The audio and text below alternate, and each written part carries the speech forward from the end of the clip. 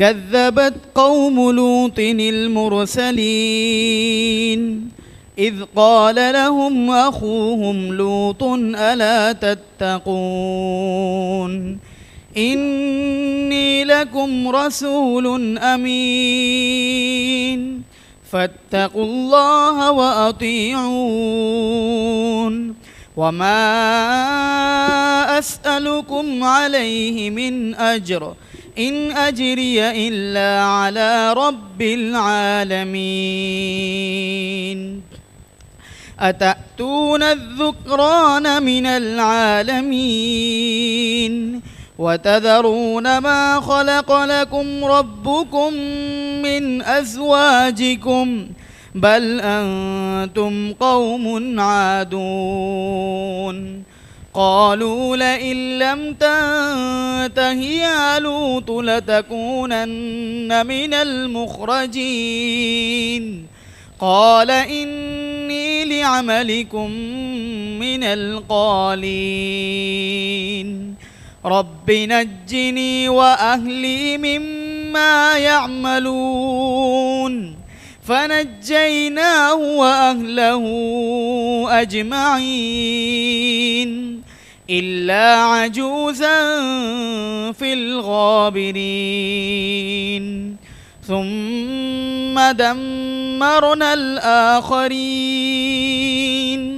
وأمطرنا عليهم مطرا فساء مطر المنذرين إن في ذلك لآية وما كان أكثرهم مؤمنين وإن ربك لهو العزيز الرحيم صدق اللہ العظیم۔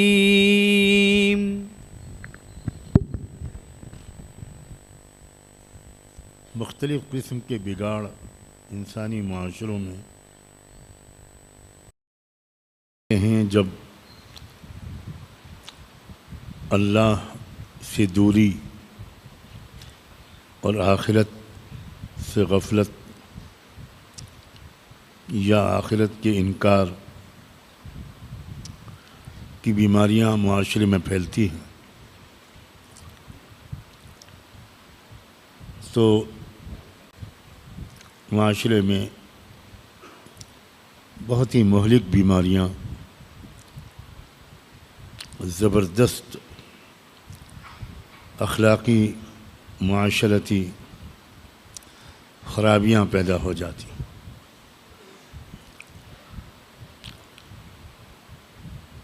اللہ تعالیٰ نے چونکہ رحمت دو عالم صلی اللہ علیہ وآلہ وسلم کو قیامت تک کے لیے رہبر بنایا، اتنا لمبا زمانہ، اور دنیا کے مختلف ملکوں اور مختلف قوموں کے لیے رہبر بنایا، اتنا وسیع رقبہ، تو کون کون سی خرابیاں، کون کون سی ذہنی، نفسیاتی، عملی، اخلاقی خرابیاں قیامت تک آ سکتی ہیں، آنے والی ہیں،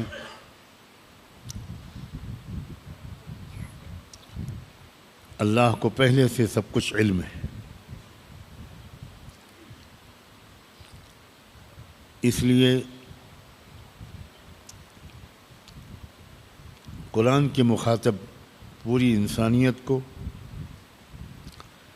اور بالخصوص قرآن کی نمائندہ پوری امت کو الفاظ پر غور کرنے کی اگر آپ کی عادت ہو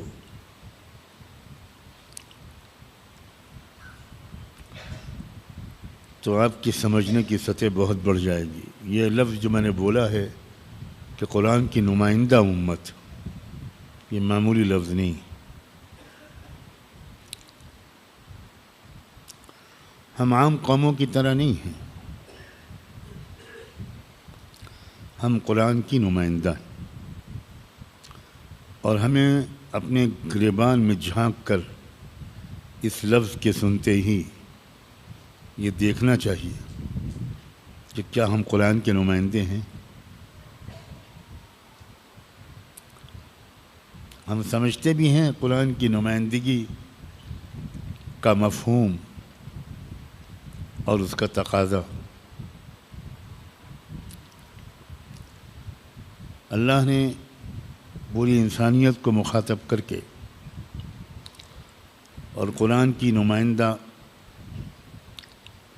نمائندے کی حیثیت رکھنے والی امت کو ان تمام خرابیوں سے آگاہ کیا ہے. تو پچھلی قوموں کی طرح ان کے اندر بھی آ سکتی ہیں اور آنے والی ہیں، اور ہم اپنی آنکھوں سے دیکھ رہے ہیں کہ وہ سب خرابیاں بری طرح انسانی برادری میں، اور ہزار افسوس کہ ہمارے اندر بھی کروڑوں افراد کے اندر وہی بدبودار بیماریاں ہمارے اندر بھی آ چکی ہیں.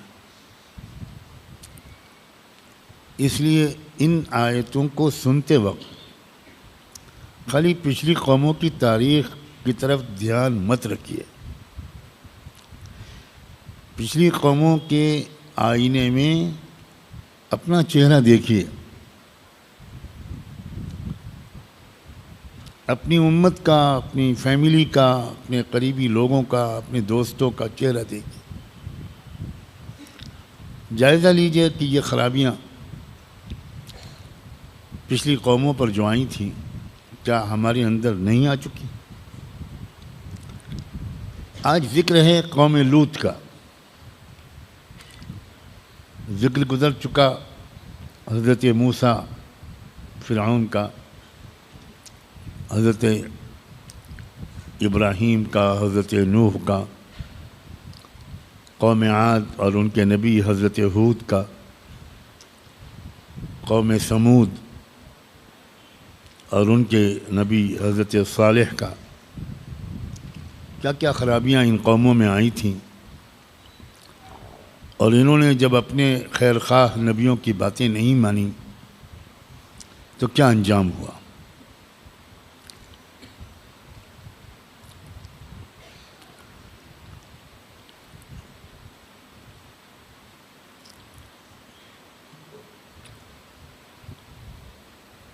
قوم لوط کا واقعہ بھی بعض دوسرے مقامات پر زیادہ تفصیل سے بیان ہوا ہے.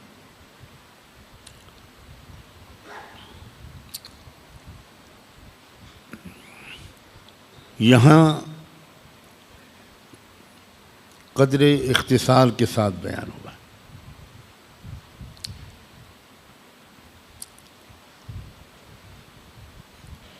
کذبت قوم لوط المرسلین. لوط کی قوم نے بھی پیغمبروں کو جھٹلایا. ایک نبی کو جھٹلانا سب نبیوں کو جھٹلانے کے برابر ہے. ان کے بھائی لوط نے اپنی قوم کو بہت سمجھایا، الا تتقون،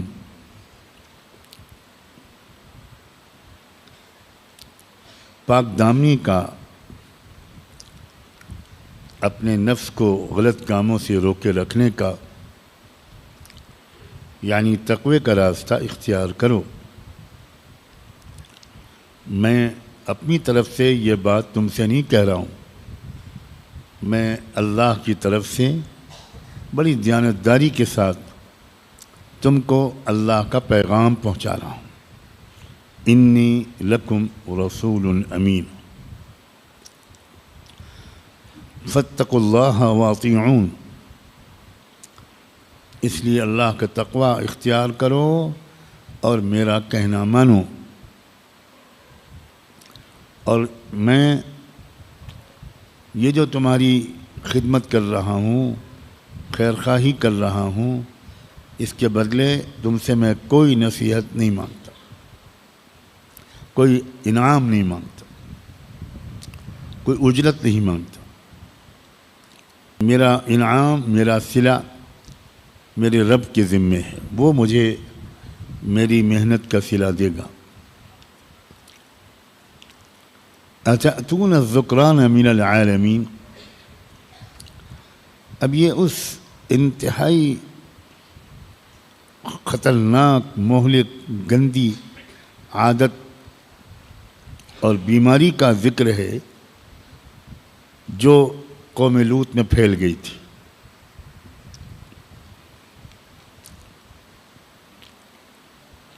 اللہ تعالیٰ نے انسان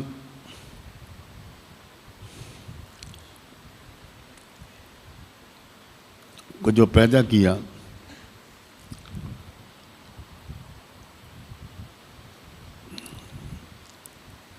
تو کچھ کو انسانوں کو مرد بنایا، کچھ کو عورت بنایا، کچھ کو میل بنایا، کچھ کو فیمیل بنایا، اور اس کے پیچھے اللہ کی یہ مصلحت ہے کہ اس طرح پاک دامنی کے ساتھ نسل انسانی آگر بڑھے اور ایک شریفانہ، مہذب، پاک صاف طریقہ اللہ نے مرد اور عورت کے نکاح کا اور ایک ساتھ زندگی گزارنے کا اور ایک خاندان کے وجود میں لانے کا ایک سسٹم بنایا جو فطرت کے عین مطابق ہے۔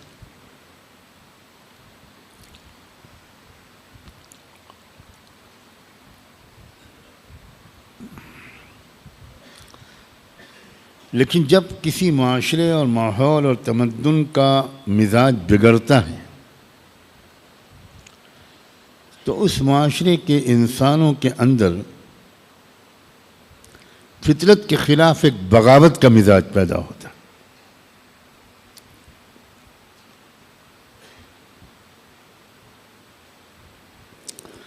لوط علیہ السلام کی جو قوم تھی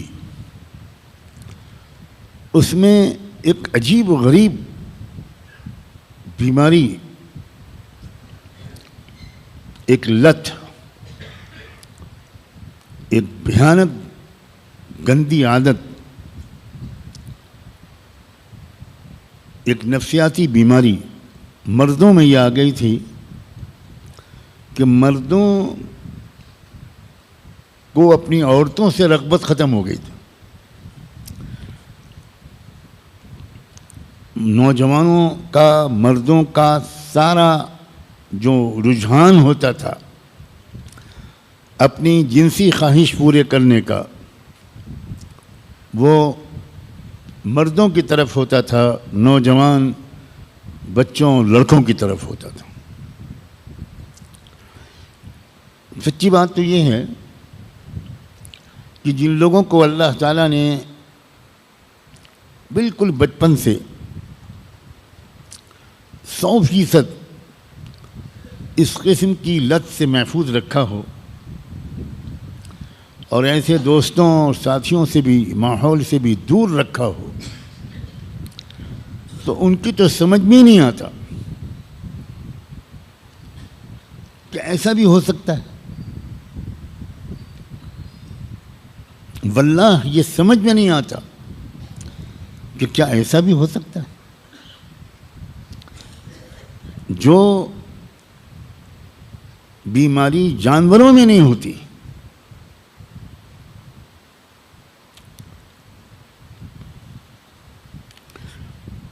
اس بیماری اور انتہائی نیچ عادت میں انسان اور مرد بھی مبتلا ہو سکتا ہے۔ آج کے زمانے میں اب حالت اتنی الٹی ہو گئی ہے، اور کاش کہ میں اب جو بات کہنے جا رہا ہوں وہ بالکل غلط ہو۔ آج یہ حالت ہے کہ بہت کم مرد یہ دعویٰ کر سکتے ہیں کہ ہم اپنی زندگی کے کسی دور میں بالکل بچپن اور نوجوانی میں بھی ہم سے یہ گناہ نہیں ہوا۔ بہت کم لوگ یہ دعویٰ کر سکتے ہیں۔ جھوٹا دعویٰ سب کر سکتے ہیں، لیکن سچ بولیں گے تو شاید 2% بھی نہیں کہہ سکیں گے۔ اتنا برا حال ہے،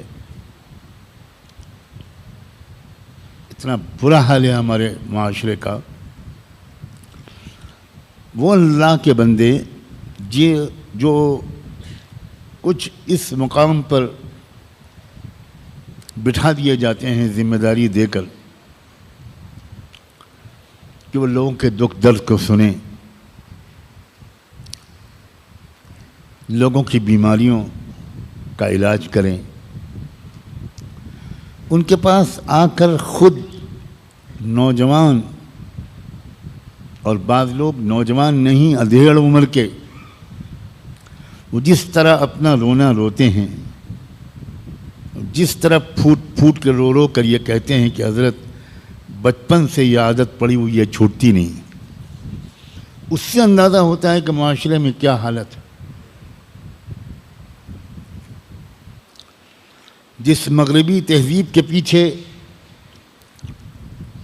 ہمارا پڑھا لکھا طبقہ بھاگ رہا ہے، اپنے بچوں اور بچیوں کو اسی کلچر میں، اسی تہذیب میں ڈھال رہا ہے، اس مغربی تہذیب کا یہ حال ہے۔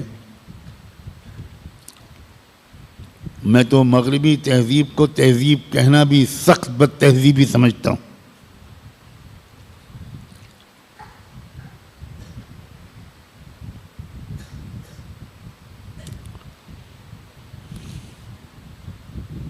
ہم جنسی، ہومو سیکسولیٹی کی بیماری مغربی ملکوں میں ایک وبا کی طرح پھیلی ہوئی۔ امریکہ کے جن علاقوں میں پچھلے 15-20 دن سے عذاب آیا ہوا ہے، ہر دن نئے علاقے میں آگ لگ رہی ہے، ہر دن نئے علاقے میں بھیانک قسم کی آندھی،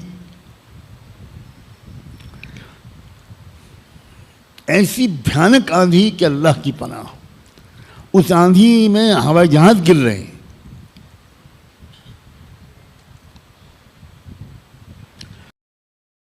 مکانات ڈھیر ہو گئے۔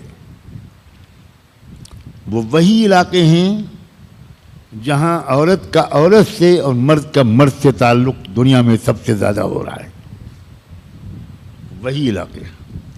خالی عذاب قوم لوط پر نہیں آیا تھا، عذاب آج ہر اس علاقے پر آئے گا جہاں یہ بیماریاں عام ہوں گی۔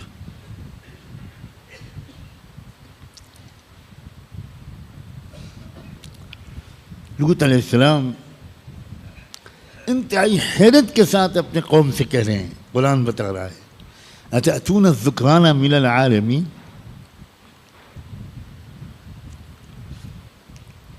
تمہیں کیا ہو گیا ہے؟ پوری دنیا میں تم ہی ایک ایسی قوم ہو نرالی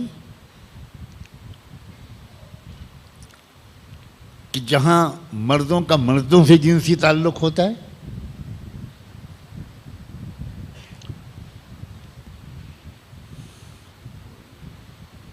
ہمارے ملک میں بھی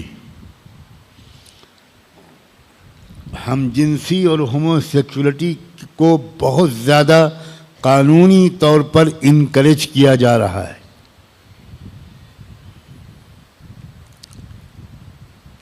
ہمارے پڑھے لکھے لوگوں کو معلوم ہونا چاہیے کہ ہمارے ملک کے قانون میں ایک دفعہ تھی 377 جس کے تحت ہم جنسی ایک جرم تھا. اگر کوئی کیس پکڑا جاتا،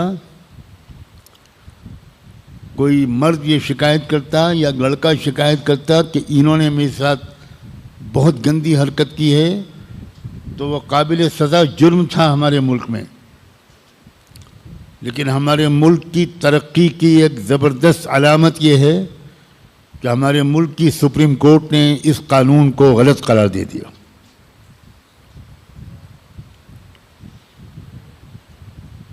ہمارے ملک کی سپریم کورٹ نے کہا کہ یہ انسانی آزادی میں مداخلت ہے، اس قانون کو رد کیا جاتا ہے. کوئی جرم نہیں ہے اگر کوئی میل سے، کوئی لڑکا لڑکے سے، کوئی مرد سے تعلق قائم کرے.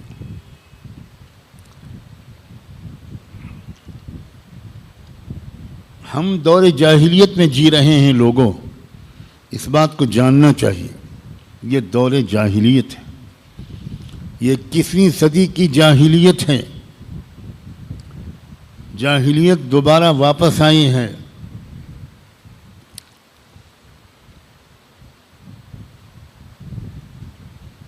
بہت غافل ہیں والدین،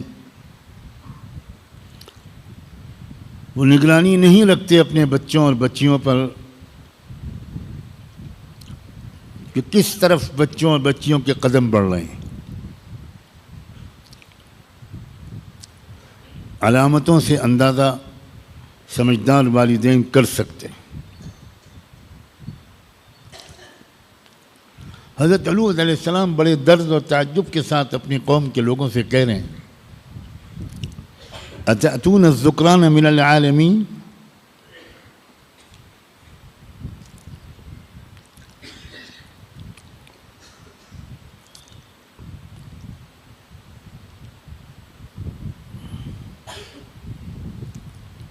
وتذرون ما خلق لكم ربكم من ازواجكم، اور اللہ نے تمہارے لیے جو تمہارے جوڑے پیدا کیے ہیں تم ان کو بالکل چھوڑ رہے ہو، اس طرف تمہاری رغبت نہیں، اپنے اس جذبے کو صحیح جگہ پر پورا نہیں کرتے. بل انتم قوم عادون، بلکہ سچی بات یہ ہے کہ تم لوگ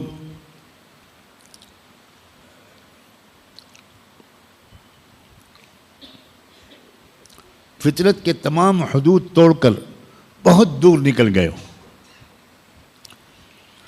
میں بار بار یہ بات عرض کرتا ہوں کہ آپ اسلامی شریعت کو اگر مشکل سمجھتے ہیں تو آپ انتہائی نادان ہیں. شریعت صرف وہی باتیں ہم سے چاہتی ہے جن کا مطالبہ ہم سے ہماری فطرت کرتی ہے، اور شریعت ہم کو انہی باتوں سے روکتی ہے جن سے ہم کو ہماری فطرت روکتی ہے.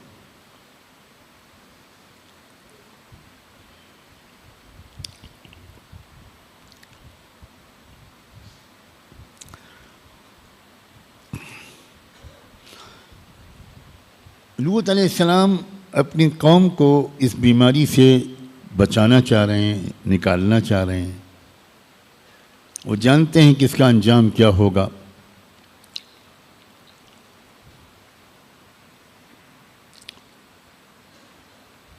ہزاروں لاکھوں بیماریاں آج کل جو چل رہی ہیں وہ اسی بری عادت کی وجہ سے چل رہی.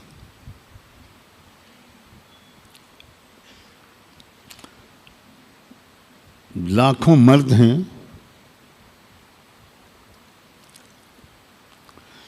جو نکاح کر لیتے ہیں لیکن وہ اپنی بیوی کے پاس جانے کے لائق نہیں رہتے، اس لیے کہ وہ اپنی انرجی اور توانائی پہلے ہی برباد کر چکے. جو نوجوان اس عادت میں کہیں بھی گرفتار ہیں وہ اپنی آخرت سے پہلے اپنی دنیا کو تباہ کر رہے ہیں۔ لوط علیہ السلام کی اتنی خیرخواہی، اتنی حکیمانہ باتیں، اپنی قوم کو بیماریوں سے، ذلتوں سے، پستیوں سے، اللہ کی سزا سے، دنیا اور آخرت کی بربادی سے بچانے کی کوشش کر رہے ہیں حضرت لوط۔ جواب کیا مل رہا ہے؟ جواب مل رہا ہے لئن لم ينتهِ يا لوط لتكونن من المخرجین۔ بس بہت ہو گیا، اب اگر دوبارہ تم نے ہم کو یہ نصیحت کی اور تم نے ہمارے کلچر کو، ہماری عادت کو، ہمارے فیشن کو برا برا کہا تو ہم تم کو اپنے ملک سے نکال کر چھوڑیں، ہم اس ملک میں تم کو رہنے کی اجازت نہیں دیں۔ یہ ایک عجیب دھونس دھمکی ہے ہر زمانے میں کہ ملک سے نکال دیں گے۔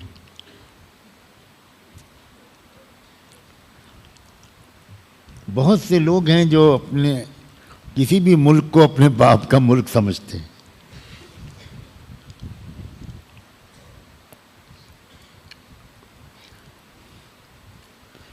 اس کا مطلب یہ ہوا کہ یہ دھمکیاں نئی نہیں ہیں، اور پھر اس کا مطلب یہ ہوا کہ ان دھمکیوں سے ڈرنا نہیں چاہیے۔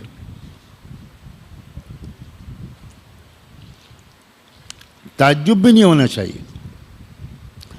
آخر یہ دھمکیاں دینے والے جن کی اولاد ہیں ان کے بزرگوں کے اثرات تو ان میں آئیں گے نا۔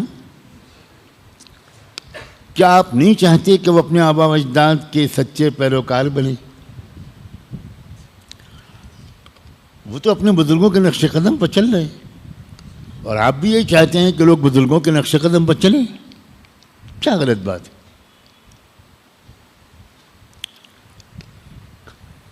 جن کو دھمکیاں دی گئیں وہ تباہ ہوئے یا دھمکیاں دینے والے تباہ ہوئے؟ تاریخ کیا بتاتی ہے؟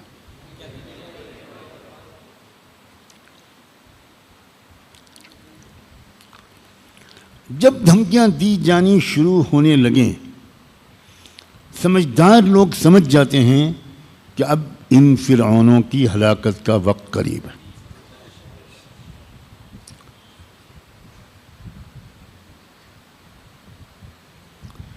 لوط علیہ السلام اتنے پیار سے سمجھا رہے ہیں،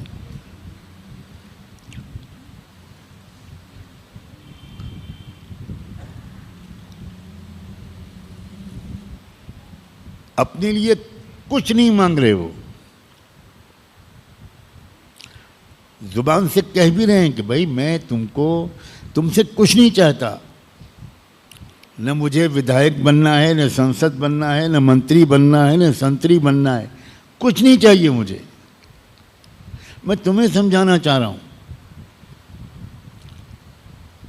مگر عجیب خاندان ہے،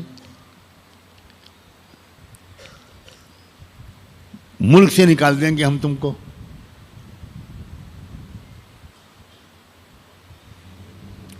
جواب کیا دیا لوط علیہ السلام نے؟ قال انی لعملکم من القالین۔ اللہ اکبر! یہ ہے بہادر کا جواب، یہ ہے ایک ایسے شخص کا جواب جو اللہ کی طاقت اور مخلوق کی بے حقیقتی کو سمجھتا ہے، جو کسی کی دھونس میں نہیں آتا۔ انی لعملکم من القالین، سنو، تمہاری تہذیب، تمہارا تمدن، تمہارا کلچر، تمہارا طرز عمل، اس سے مجھے شدید نفرت،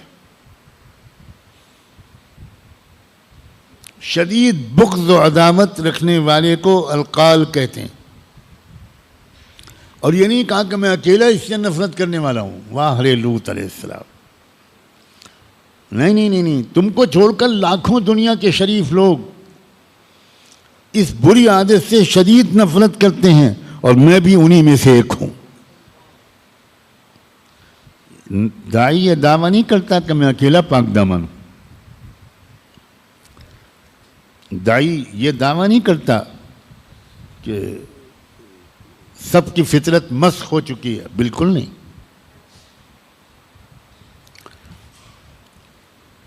داعی کی زبان یہ ہے کہ تم کو چھوڑ کر دنیا میں لاکھوں لوگ ہیں، کروڑوں، جو تمہاری اس عادت کو سخت ناپسند کرتے ہیں، اور میں بھی انہی میں سے ایک ہوں۔ میں نرالا اور اکیلا نہیں ہوں۔ یہ گویا یہ آیت ہمارے دل میں یہ اعتماد پیدا کرتی ہے کہ اگر کچھ لوگ بگڑ جائیں تب بھی داعی کو انسانی فطرت کی طرف سے مایوس نہیں ہونا چاہیے۔ فطرت بہت سے لوگوں کی بگڑ بھی جاتی ہے، اور پھر بھی بہت سے لوگوں کی فطرت اس بگاڑ کو قبول نہیں کرتی۔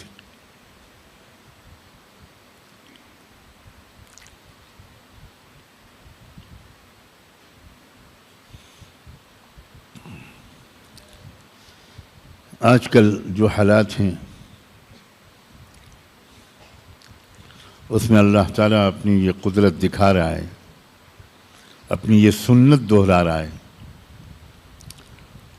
شاید کوئی دن ایسا خالی نہیں گزرتا جس میں پورے امریکہ اور یورپ کے تمام ملکوں کے اندر رہنے والی کوئی پلے بیک سنگر، کوئی آرکیسٹرا کی آرٹسٹ عورت جو بہترین سنگر مشہور تھی، جو بہت شاندار میوزک کے ساتھ گانے گاتی تھی، اور ایک ایک شو کے لاکھوں ڈالر وہ فیس اور چارج کرتی تھی۔ عجیب معاملہ ہے، آج کل کوئی دن خالی نہیں گزرتا جس میں کسی ایک نہ ایک ملک کی ایک نہ ایک ایسی عورت اسلام قبول نہ کرتی ہو۔ ایک دن نہیں گزرتا، اور ہر جمعے کو تو یورپ کی مسجدوں میں کوئی جمعہ خالی نہیں گزرتا جس دن کچھ خواتین آتی نہ ہوں، انگریز خواتین، فرانسیسی خواتین، دوسرے اور ملکوں کی عورتیں، اور وہ کلمہ شہادت پڑھتی نہ ہوں، اور کلمہ شہادت پڑھتے پڑھتے پھوٹ پھوٹ کے رونے لگتی۔ اس کے بعد 2-4 دن کے بعد، ایک ہفتے کے بعد، کوئی چینل والا اس کے پاس پہنچتا ہے، ان خاتون کے پاس، اور ان سے پوچھتا ہے کہ آپ اسلام لائی ہیں، کیسا محسوس کر رہی ہیں؟ تو وہ اتنا روتی ہے کہ جواب بھی آسانی سے نہیں دے پاتی، اور کہتی ہے کہ کاش میں نے 10 سال پہلے اسلام قبول کیا ہوتا، کاش میں نے 20 سال پہلے اسلام قبول کیا ہوتا۔ دل کا سکون تو میں جانتی ہی نہیں تھی کیا چیز ہے، جب دن سے کلمہ پڑھا ہے میں بتا نہیں سکتی میرا دل کتنا ٹھنڈا، میں کتنی پرسکون اور مطمئن ہوں اس برقعے میں، اس نقاب میں۔ آپ کی عورتیں پورا پردہ نہیں کرتی، مگر وہ عورتیں پورا پردہ کرتی ہیں۔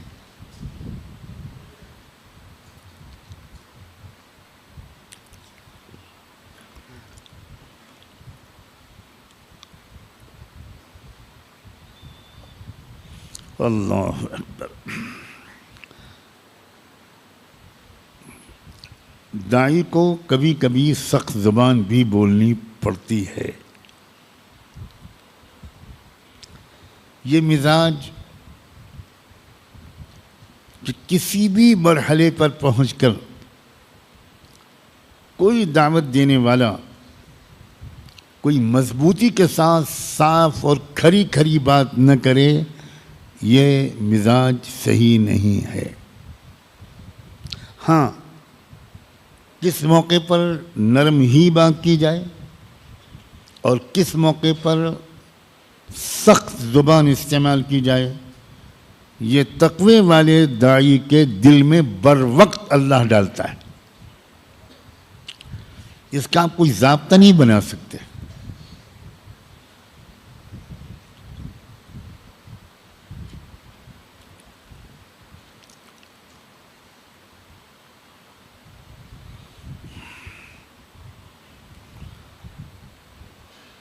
لوط علیہ السلام ایسا لگتا ہے کہ جیسے وہ سمجھ رہے ہیں کہ یہ آخری موقع ہے، یعنی زندگی میں 50 بار سمجھایا ہوگا، 50 بار قوم نے کچھ جواب دیے ہوں گے۔ ایسا معلوم ہوتا ہے کہ یہ بالکل برسوں کے بعد یہ کوئی ایسا موقع ہے کہ لوط علیہ السلام اب اللہ سے یہ اشارہ پا چکے ہیں کہ یہ لوگ نہیں مانیں، اور اب ان پر عذاب آ کر رہے گا۔ جب یہ اشارہ ملتا ہے نبی کو، تب نبی کا انداز دعوت کا بھی بدلتا ہے اور دعا کا بھی بدلتا ہے۔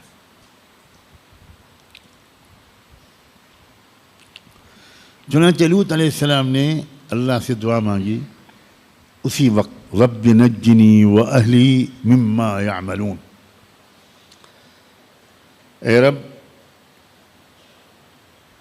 مجھے اور میرے گھر والوں کو، میرا ساتھ دینے والوں اور میرا کہنا ماننے والوں کو ان لوگوں کی حرکتوں کی وجہ سے جو سزا آپ دینے والے ہیں اس سزا سے ہم لوگوں کو بچا لی۔ نبی جب اہل کا لفظ بولتا ہے یا ہم جب آل کا لفظ بولتے ہیں تو اس سے مراد صرف بیوی بچے نہیں ہوتے، بلکہ اس سے مراد بیوی بچوں کے ساتھ، گھر والوں کے ساتھ دوسرے تمام ایمان والے بھی ہوتے ہیں۔ اور نبی ان سب کو اپنی اولاد کی طرح چاہتا ہے، ان کے لیے اللہ سے سلامتی مانگتا ہے۔ پھر مما یعملون، مفسرین لکھتے ہیں کہ شاید یہاں پر کچھ ایسا لفظ حذف کر دیا گیا ہے کہ من جزائی من عقاب ما یعملون، کہ ان کی حرکتوں کی جو سزا ملنے والی ہے، اے اللہ مجھے اور میرے ساتھ دینے والوں کو بچائی۔ فنجیناہ واہلہ اجمعین، اب اللہ تعالیٰ فرماتے ہیں ہم نے لوط کی، اپنے بندے لوط کی دعا قبول کر کے لوط کو بھی بچا لیا اور لوط کے ساتھ دینے والوں، ان کے پر ایمان لانے والوں اور ان کا کہنا ماننے والوں کو بھی بچا لیا۔ الا عجوزا فی الغابرین، سوائے اس کے کہ ایک بڑھیا ہے جس کو ہم نے نہیں بچایا اور اس کو بھی دردناک عذاب اس پر بھی ہم نے بھیجا۔ اللہ کی پناہ، یہ بڑھیا کون تھی؟ روح کانپتی ہے یہ بتاتے ہوئے کہ یہ حضرت لوط علیہ السلام کی بیوی تھی۔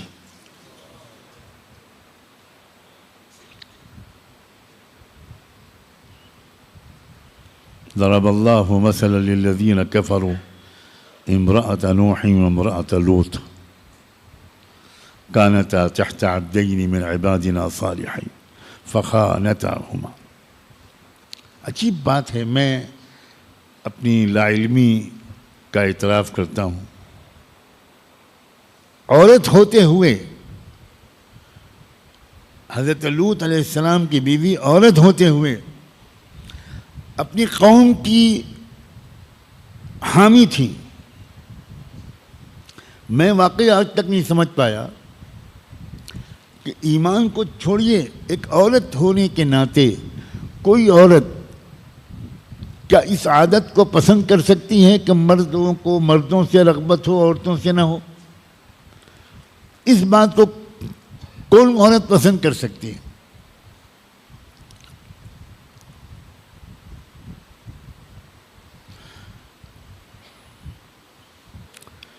کتنا دردناک ہے یہ بات کہ نبی کی بیوی، اللہ نے کہا کہ ہم نے اس کو نہیں بخشا، بدترین سزا جو پوری قوم پر آئی وہی سزا نبی کی بیوی کو بھی ملی۔ اس سے کوئی فرق نہیں پڑتا کہ آپ کسی عالم کی بیوی ہیں، آپ کسی حضرت کی بیوی ہیں، آپ کسی امیر جماعت کی بیوی ہیں، یا آپ فلاں کی اولاد ہیں، فلاں کے بیٹے اور بیٹی اور داماد ہیں، اس سے کوئی فرق نہیں پڑتا۔ آپ کا اپنا کردار کیا ہے؟ آپ کا اپنا کیریکٹر کیا ہے؟ دو نبیوں کی بیویوں کے بارے میں قرآن میں اعلان کیا گیا ہے۔ حضرت نوح علیہ السلام کی بیوی اور حضرت لوط کی بیوی دونوں اتنے قریب سے اپنے عظیم شوہروں کو دیکھنے کے باوجود اللہ جانے مزاج میں کیا خرابی تھی کہ اپنے شوہروں کی بات نہیں مانی، ان کا ساتھ نہیں دیا، اور پھر اللہ تعالیٰ نے بھی نہیں بخشا اور بدترین عذاب کا شکار وہ بھی ہوئیں۔ یہی تو بات تھی جس کی وجہ سے رحمت دو عالم صلی اللہ علیہ وآلہ وسلم نے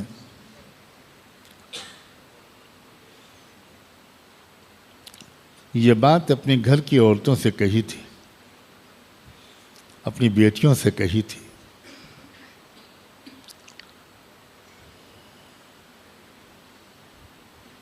اور اللہ کے حکم سے کہی تھی۔ اللہ نے قرآن میں ان کو حکم دیا تھا، وَإِن كُنتُنَّ تُرِدْنَ اللَّهَ وَرَسُولَهُ وَالدَّارَ الْآخِرَةَ فَإِنَّ اللَّهَ أَعَدَّ لِلْمُحْسِنَاتِ مِنكُنَّ أَجْرًا عَظِيمًا۔ کیا پس منظر ہے اس آیت کا؟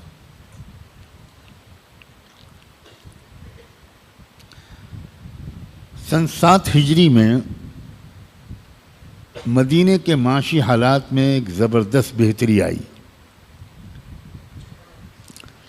اور اس کی وجہ یہ کہ خیبر کی فتح کے بعد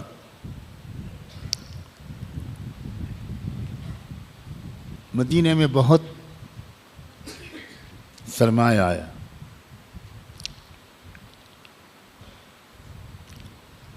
خیبر کی جو فتح ہوئی تھی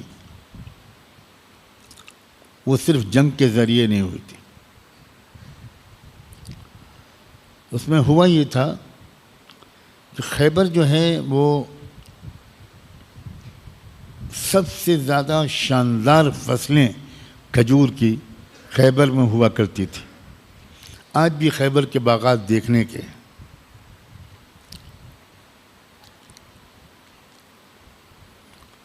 خیبر پر یہودیوں کا قبضہ تھا۔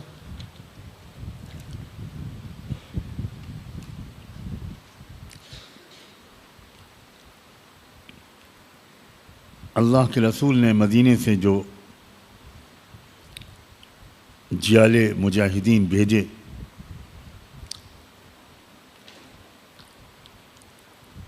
مجبوراً یہودیوں نے یہ سمجھ کر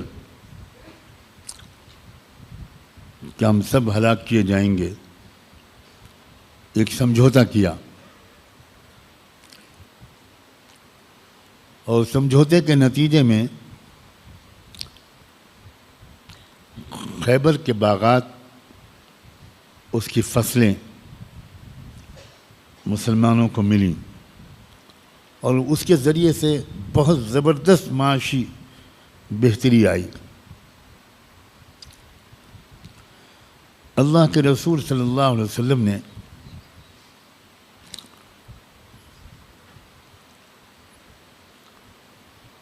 خوب تقسیم کیا اس مال کو، مدینہ منورہ میں صحابہ کرام نے خوب تقسیم کی، گھر گھر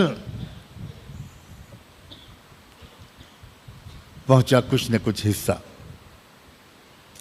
اور حالات بہتر ہو گئے.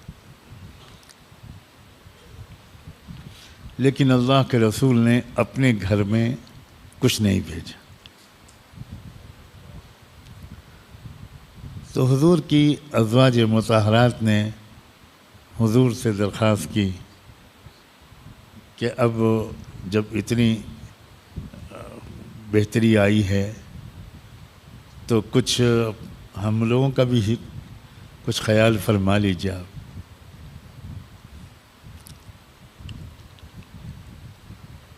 اللہ کے رسول کو اپنی ازواج مطہرات اپنی بیویوں کے اس بات سے شدید تکلیف پہنچی. اللہ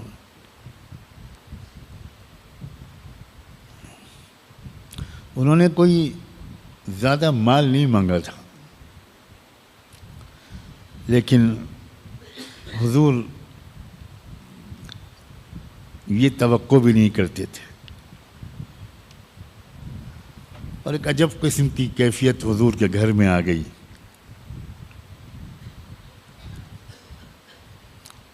بہت اداس ہو گئے اللہ کے رسول.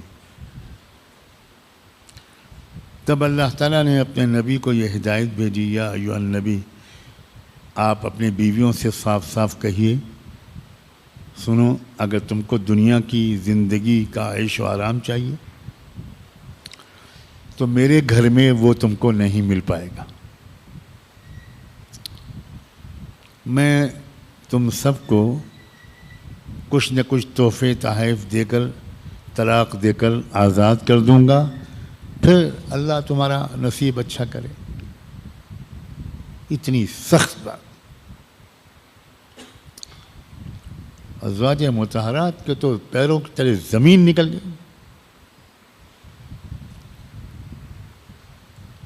انہوں نے کبھی سوچا بھی نہیں ہوگا کہ اللہ کی طرف سے یہ جواب ملے گا. رسول اللہ صلی اللہ علیہ وسلم نے یہ کیوں کہا تھا؟ جب ایک قریش کی معزز عورت نے چوری کا گناہ کیا، ایک بڑی معزز خاتون تھیں، بنو مخزوم کی،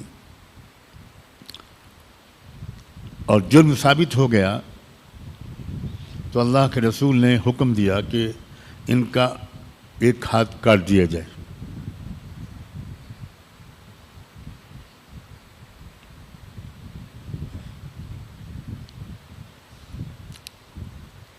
صحابہ کرام کے اندر یہ بات جب پھیلی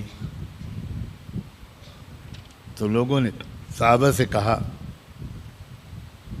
کہ سفارش کر دو اللہ کے رسول سے، یہ بڑے معزز خاندان کی عورت ہیں، ان کو سزا نہ دی جائے، ان کو معاف کر دیا جائے. یاد رکھیں کہ چوری ہو یا قتل ہو یا ڈاکہ ہو، اس میں معاف کرنے کا اختیار عدالت کو نہیں ہے. سمجھ رہے ہیں آپ لوگ؟ عدالت کو نہیں. جس کا مال چوری ہوا ہے وہ معاف کر سکتا ہے، مقتول کا وارث معاف کر سکتا ہے، عدالت معاف نہیں کر سکتی، یہاں تک کہ رسول اللہ بھی معاف نہیں کر سکتے. یہ ہے اسلام. اس عورت کے رشتے جہاں چوری ہوئی تھی، جس گھر میں چوری ہوئی تھی، ان لوگوں نے کہا کہ ہم تو نہیں معاف کرتے. تو اس وقت اللہ کے رسول نے جملہ جو بولا تھا، واللہ لو سرقت فاطمہ بنت محمد لقطعت یدہا، میں قسم کھا کے کہتا ہوں کہ اگر محمد کی بیٹی فاطمہ بھی چوری کرے گی تو میں اس کا بھی ہاتھ کاٹوں گا. لوط علیہ السلام کی بیوی ہو تو کیا سزا تو ملے گی، نبی کی بیوی ہو تو کیا ہے. اللہ اکبر. جو لوگ دینی اعتبار سے تھوڑے بہت کچھ ہیں، انہیں اپنے گھر والوں کو سمجھانا چاہیے انہیں اپنے بچوں کو سمجھانا چاہیے کہ تم اس غلط فہمی میں مت رہنا کہ تم فلاں کی اولاد ہو.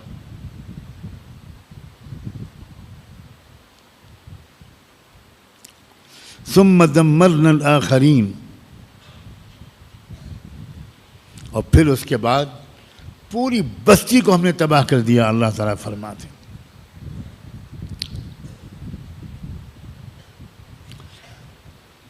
میں پھر یاد دلاتا ہوں کہ یہ بات کہ پوری بستی تباہ ہو گئی، پورا علاقہ تباہ ہو گیا، اس کے سمجھنے میں اگر کسی کو دشواری ہوتی ہو تو وہ آج کل بہت سے ملکوں کے حالات دیکھ لے، کیا ہو رہا ہے. اللہ، اور جس علاقے میں یہ عذاب آ رہے ہیں ایک ایک کر کے یہ علاقہ وہی ہے جہاں سے فحاشی اور بے حیائی پوری دنیا میں پھیلائی جا رہی ہے. ننگا پن، ہومو سیکسولیٹی، لیسبین کلچر جہاں سے پھیلایا جا رہا ہے، اور جہاں کے کارخانوں کے بنے ہوئے ہتھیار سب سے بڑی تعداد میں اسرائیل کو سپلائی کیے جا رہے ہیں. اللہ کی لاٹھی میں آواز نہیں ہے، لیکن جب وہ لاٹھی چلتی ہے تو صفایا کرتی ہے.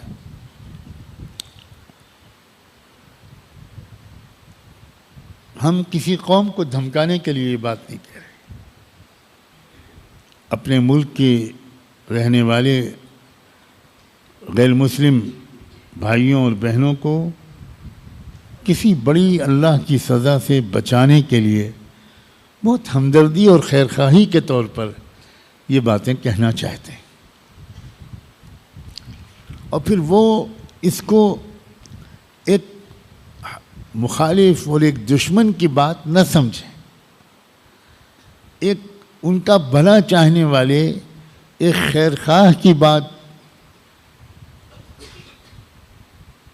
سمجھ کر اس پر غور کریں.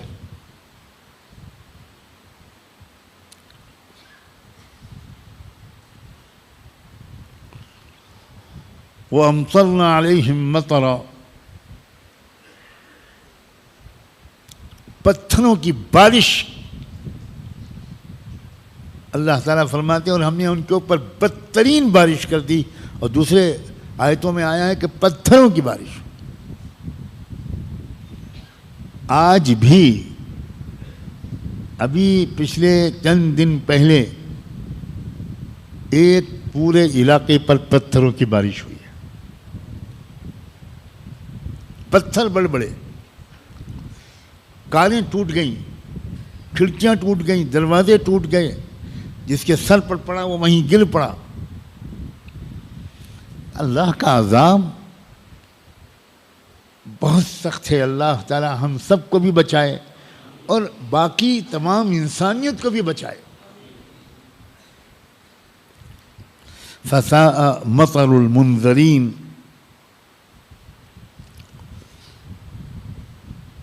بہت بری بارش تھی وہ جو ان لوگوں پر برسائی گئی جن کو نبیوں کے ذریعے، نبی لوط کے ذریعے برے انجام سے آگاہ کیا گیا تھا، غلط کاموں سے روکا گیا تھا. ان کا بہت ہی برا انجام ہوا. اور یہ اشارہ ہے اس طرف کہ تم کو بھی آگاہ کیا جا رہا ہے، اے قریش کے لوگوں، اگر تم بھی نہیں مانو گے تو پھر وہی انجام تمہارا بھی ہو سکتا ہے، اس سے ہوشیار رہو. ان فی ذلک لآیہ وما کان اکثرهم مؤمنین وان ربک لہو العزیز الرحیم. ہر واقعے کے آخر میں، اب تک تو آپ سمجھ گئے ہوں گے، یہی آیت بار بار دہرائی جا رہی ہے کہ ہم یہ واقعہ تم کو کیوں سنا رہے ہیں. خالی تاریخ پڑھانے کے لیے نہیں سنا رہے ہیں، بلکہ اس سے سنا رہے ہیں کہ دیکھو غلط کاموں سے، گندے کاموں سے، بری عادتوں سے، اخلاقی خرابیوں سے اپنے کو بچاؤ، ان کا انجام بہت خراب ہوتا ہے۔ اتنی نئی نئی بیماریاں اس دور میں لوگوں کو ہو رہی ہیں کہ پچھلی میڈیکل سائنس میں ان بیماریوں کا تذکرہ ہی نہیں تھا۔ پھر نئے ریسرچ کے ذریعے سے معلوم ہوا کہ فلاں بیماریاں جنسی آوارگی کی وجہ سے پیدا ہو رہی ہیں۔ دنیا بھی برباد ہے ان لوگوں کی، اور آخرت تو ہے ہی برباد۔ اس لیے میں اپنے بہت عزیز نوجوانوں سے بہت ہی پیار اور شفقت کے ساتھ کہتا ہوں، اللہ کے بندو، اے میرے عزیز بچوں، اپنے آپ کو ان گندگیوں سے بچائے رکھنا۔ بہت بہت خراب حال ہے معاشرے کا، بہت خراب حال ہے۔ دوست لاکھوں میں کوئی ایک شخص ہے جو دوست بنانے کے لائق ہے۔ اکثر دوست اپنے دوست کو تباہ کر رہے ہیں۔ بہت سوچ سمجھ کر کسی سے دوستی کرنا، اور بڑوں سے بھی کہتا ہوں کہ آپ اپنے بچوں اور بچیوں کی صحیح تربیت کریں، ان کو حیا، شرم، پاکدامنی سکھائیں۔ اکثر ماں باپ اپنے بچوں سے اس طرح کی باتیں نہیں کرتے، اور ان کو شرم آتی ہے اس طرح کی باتیں کرتے۔ یہ بہانہ بناتے ہیں وہ کہ ہمیں اچھا نہیں لگتا کہ ان بچوں سے ایسی باتیں کریں۔ میں اس سے متفق نہیں ہوں، میں بالکل اس سے متفق نہیں ہوں۔ آپ بڑے شائستہ الفاظ میں، اشاروں میں آپ بہت کچھ سمجھا سکتے ہیں، اور آپ کے بچے اور بچیاں اس دور میں اتنے سمجھدار ہیں کہ آپ کے اشارے کو آپ کی امید سے بہت زیادہ وہ سمجھ لیں گے۔ میں اس سے زیادہ اور کیا کہوں۔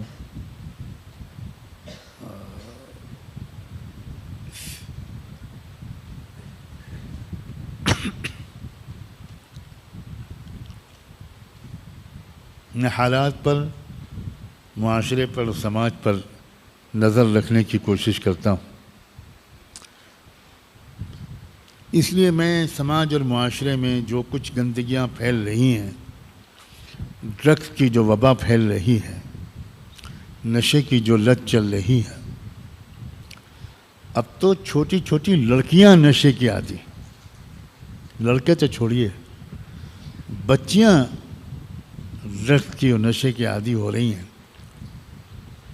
اور یہ اس میں بہت بڑی غلطی میں بار بار دہرا رہا ہوں ان کے ماں باپ کی۔ ماں باپ تربیت نہیں کرتے، ماں باپ اپنے بچوں کی بہت ہی پیار کے ساتھ نگرانی نہیں کرتے، یا اتنی سختی کرتے ہیں ماں باپ کہ بچے ماں باپ سے بہت دور ہو جاتے ہیں، یا اتنی نرمی کرتے ہیں، ڈھیل دے دیتے ہیں کہ بچوں کو پھر سنبھالنا مشکل ہو جاتا۔ اللہ کے رسول سے بڑھ کر کوئی شفیق و مہربان تھا؟ کوئی ہوا ہے؟ انہوں نے بھی کہا کہ 7 سال کے تمہارے بچے ہو جایا کریں تو ان کو نماز پڑھوایا کرو، نماز کا عادی بناؤ 7 سال، اور اگر 10 سال کے ہو جائیں تو وَضْرِبُوهُمْ عَلَيْهَا 10، پھر 10 سال کے ہو جائیں تو پٹائی کیا کرو، مارنا پڑے تو مارو، سختی کرو تو کرنی پڑے تو سختی کیا کرو تاکہ وہ نمازی بنے۔ اللہ کے رسول کی زبان سے یہ سختی کی ہدایت، یہ کیا امید کے مطابق ہے؟ وہ تو دشمنوں کو معاف کرنے والے تھے بھائی، آئے ہوئے عذاب کو واپس کرنے والے تھے، اور وہ بچوں پر سختی کی ہدایت نہ کر رہے۔ آج کل کا کلچر یہ ہے کہ خبردار بچوں پر سختی مت کرنا، اسی کے نتیجے میں بگاڑ آ رہا ہے۔ میں نوجوانوں سے بھی کہتا ہوں، بچوں اور بچیوں سے بھی کہتا ہوں، اور ان کے سرپرستوں بھی سے کہتا ہوں کہ ذرا درمیانی راستہ اختیار کریں، ایسی سختی نہ کریں کہ بچوں کو آپ سے نفرت ہو جائے، اور اتنی ڈھیل بھی نہ چھوڑیں کہ بچے ماحول کی گندگی میں لت پت ہو جائیں۔ دیکھو، کسی نے پوچھا ہے، میں پورا سوال تو نہیں پڑھ کے سنا پاؤں گا، بہت لمبا سوال ہے۔ ہم کس طرح تیار کریں اپنے آپ کو اور اپنے گھر والوں کو؟ سب سے پہلے تو یہ کہ آپ اچھی صحبتوں میں بیٹھیں، ایمان اور قرآن کی محفلوں میں بیٹھیں، ٹی وی نہ دیکھیں، واہیات محفلوں میں نہ بیٹھیں، غلط صحبتوں میں نہ بیٹھیں، اچھے بیانات سنتے رہیں، اور اسلامی کتابیں پڑھتے رہیں۔ یہ میں بہت تاکید سے کہتا ہوں، یہ زمانہ مطالعے کا ہے، پڑھنے کا ہے۔ پڑھے لکھے لوگ ہیں آپ میں سے اکثر، تو اسلامی کتابوں کا مطالعہ کرتے رہیے، اور قرآن کو ترجمے کے ساتھ بھی تھوڑا تھوڑا پڑھیے، قرآن کو سمجھیے، اور اللہ سے مانگیے کہ ہم کو اور آپ کو اللہ ایمان اور قرآن کے رنگ میں رنگ دے۔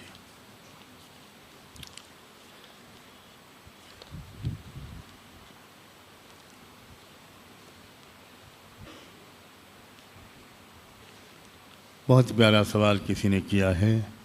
اس سوال کا تو میں خود بھی محتاج ہوں کہ میں اپنے محبوب رسول کی زیارت خواب میں کروں، اس کے لیے مجھے کیا کرنا چاہیے؟ بڑی پیاری تمنا ہے۔ بزرگوں نے لکھا ہے کہ سب سے زیادہ درود شریف جتنی ہزاروں بار کوئی اگر پڑھے تو ایک نہ ایک دن اس کو انشاءاللہ اللہ اپنے محبوب کی زیارت کرا دے۔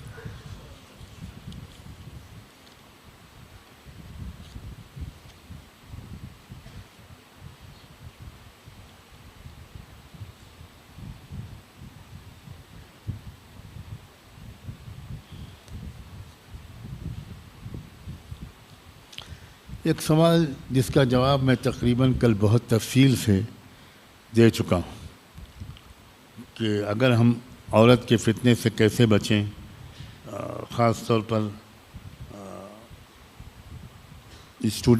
ہم اسٹوڈنٹس کیسے بچیں، ہمارے ساتھ میں پڑھتی ہے جس کے ساتھ ایک فرینڈلی انوائرنمنٹ بنا کے رکھنا ضروری پڑتا ہے، میں کل بہت تفصیل سے بتا چکا ہوں۔ بالکل غلط بات ہے یہ۔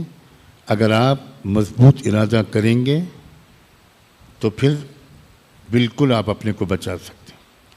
بالکل فاصلہ مینٹین رکھیے، ڈسٹینس بہت مینٹین رکھیے، بلا وجہ کی دوستانہ باتیں ہرگز مت کیجیے، ہرگز مت کیجیے، ہرگز مت کیجیے۔ فیشن پر مت چلیے ورنہ بہت برے پھنسیں گے۔ بالکل نہیں۔ وہ ہزار برا مانے، آپ کو روڈ مانے، آپ کو ان سیولائز مانے، بالکل نہیں، سوال ہی نہیں پیدا ہوتا۔ شروع میں آپ کو دقت ہوگی، لیکن آپ اپنے رویے کو چینج کیجئے اور آپ صاف صاف کہہ دیجئے کہ sorry, I have change my life style, میں اب آپ سے زیادہ مکس اپ نہیں ہو سکتا، زیادہ بات نہیں کر سکتا۔ ہمیں نوٹس جو شیئر کرنے ہیں وہ آپس میں لڑکوں سے کریں گے، اور بالکل آپ ڈسٹینس بنائیے ورنہ پھنس جائیں گے، بچ نہیں سکتے۔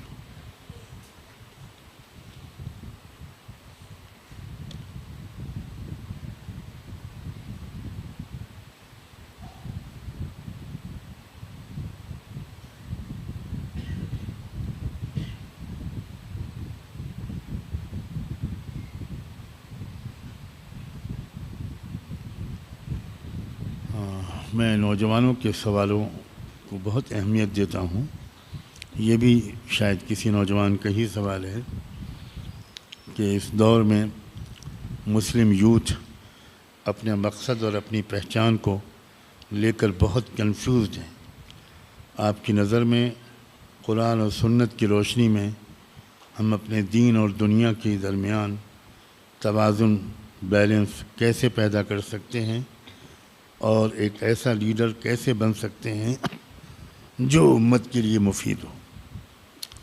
میں مختصراً یہ کہہ سکتا ہوں کہ کسی چھٹیوں کے موقع پر آپ میرے پاس آئیں، پہلے سے وقت لے کر میرے پاس آئیے، کچھ دن رہیے میرے ساتھ، پھر میں انشاءاللہ ان سب باتوں کی آپ کو تربیت دوں گا، پوری تفصیل سے جواب سمجھاؤں گا، اور انشاءاللہ آپ ہی ایسے لیڈر بنیں گے جن کی امت کو سخت ضرورت ہے.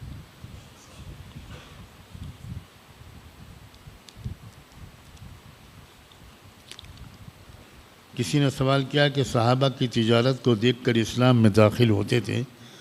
صحابہ کا تجارت کا طریقہ کیا تھا؟ اور غیر مسلم تاجروں میں اجتماعیت ہے اور مسلم تاجروں میں نہیں ہے. صرف تاجروں میں نہیں، امت مسلمہ ہی میں اجتماعیت نہیں، علماء میں اجتماعیت نہیں.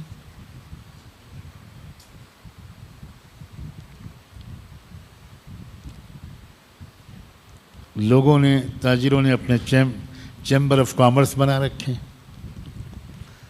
چیمبر آف کامرس کے ذریعے سے وہ سارے تاجر بالکل متحد رہتے.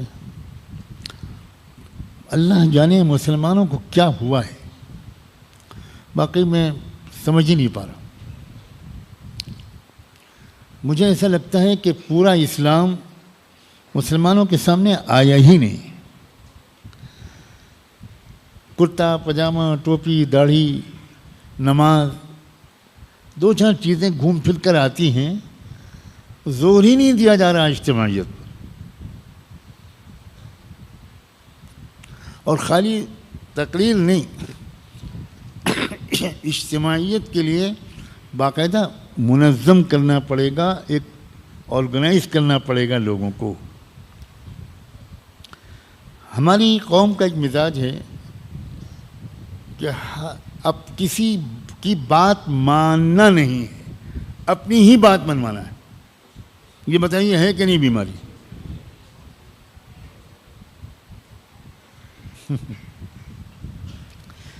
اجتماعیت کی جو تربیت اللہ نے ہماری کی ہے کسی اور قوم کی ہوئی ہے؟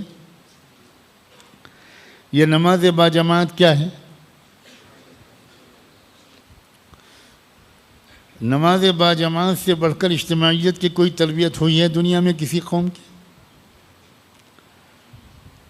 آپ امام کے پیچھے کھڑے ہیں اور آپ کا نماز میں بہت دل لگ رہا ہے، خوب آنکھوں سے آنسو جاری ہے، اور آپ کا دل چاہ رہا ہے کہ اس مرتبہ امام صاحب سورہ رحمان پڑھ دیں، اور امام صاحب نے سورہ قل واللہ پڑھ کے رکوع کر دیا.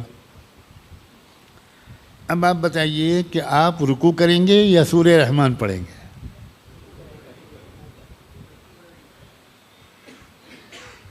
اپنی رائے پر چلیں گے یا امام کے پیچھے چلیں گے؟ جس قوم کی تربیت 50 بار دن میں ہوتی ہو، اس قوم کا حال یہ ہے کہ وہ کسی کو اپنا رہنما ماننے کو تیار نہیں. لوگ کہتے ہیں مسلمانوں میں لیڈرشپ کی کمی ہے، میں کہتا ہوں مسلمانوں میں لیڈرشپ کی زیادتی ہے. ہر شخص لیڈر. اب پوری مسجد امام بن جائے، کیا مزے کا خیز منظر ہوگا. ایک امام ادھر کو نماز پڑھا رہا ہے کہ ادھر کوئی، ادھر کوئی، ادھر کوئی، ادھر. آپ مسلمانوں کے چھوڑیے، خود فیصلہ کیجئے کہ ہم کسی کو اپنا بڑا مان کر بات مانیں گے. یہ بتائیے آپ نے فیصلہ کیا کہ نہیں کیا؟ پھر بھائی کیا بھائی آج کیا بات ہے؟ آج سموسہ نہیں کھلایا آپ؟ میں پوچھ رہا ہوں بھائی سب سے بولو بھائی, کسی کو بڑا مان کر بات مانیں گے؟ اچھا وہ بڑا کیسا ہونا چاہیے؟ 70 گز لمبا؟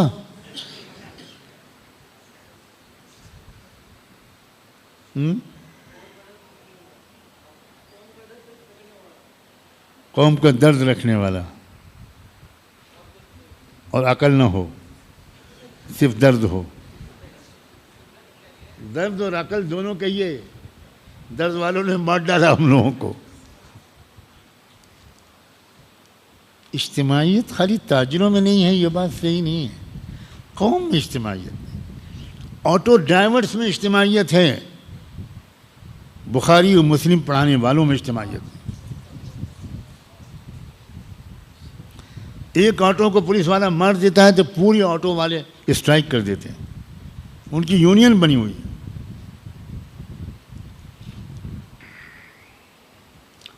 صحابہ کرام کا طریقہ تجارت میں زبردست ایمانداری کا تھا. صحابہ کی جو تجارت ہوتی تھی وہ انفرادی تجارت نہیں ہوتی تھی. زیادہ تر تجارت اس طرح ہوتی تھی کہ قوم اپنا سرمایہ بعض کامیاب تاجر صحابہ کرام کے حوالے کرتی تھی.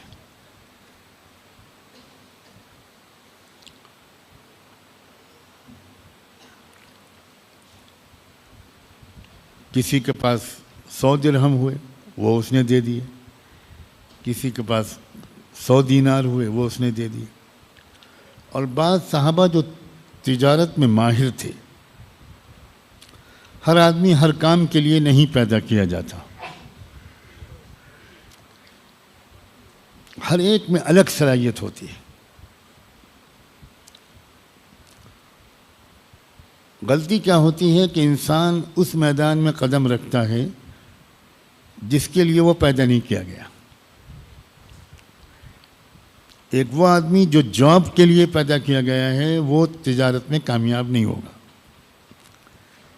ایک وہ آدمی جو تجارت کے لیے پیدا کیا گیا ہے وہ جاب میں کامیاب نہیں ہوگا. یہ بہت نازک فیصلہ ہوتا ہے کہ مجھے کیا کرنا چاہیے, میں کس فیلڈ میں جاؤں.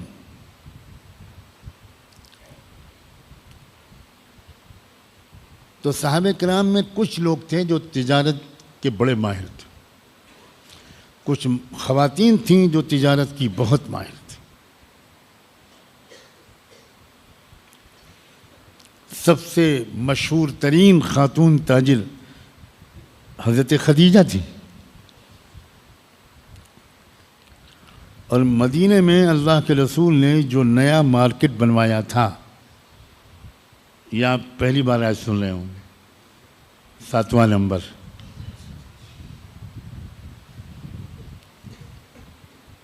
مدینے کی مارکیٹ پر یہودیوں کا قبضہ تھا.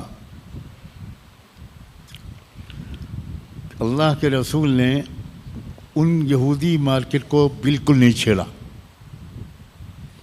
ان کو اپنے طریقے پر کاروبار کرنے دیا. اور مسجد نبوی کے قریب آپ نے پورا ایک نیا بازار بنوایا.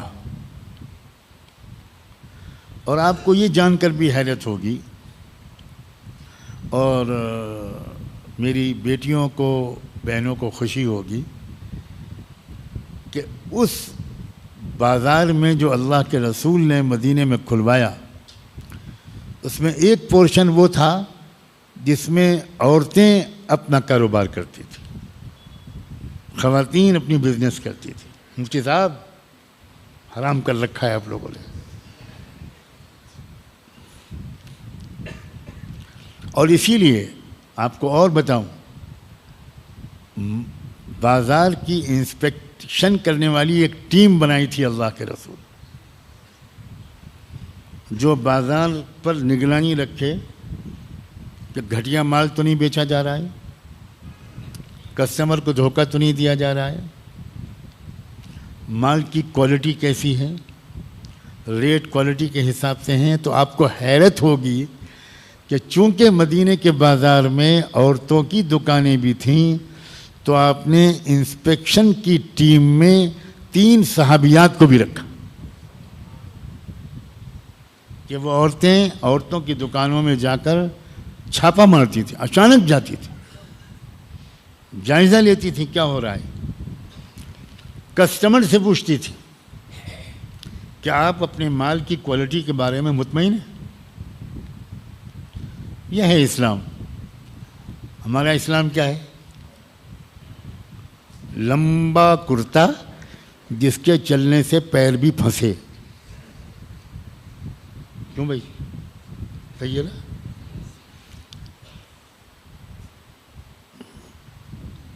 نہیں بھائی، اسلام کو سمجھو۔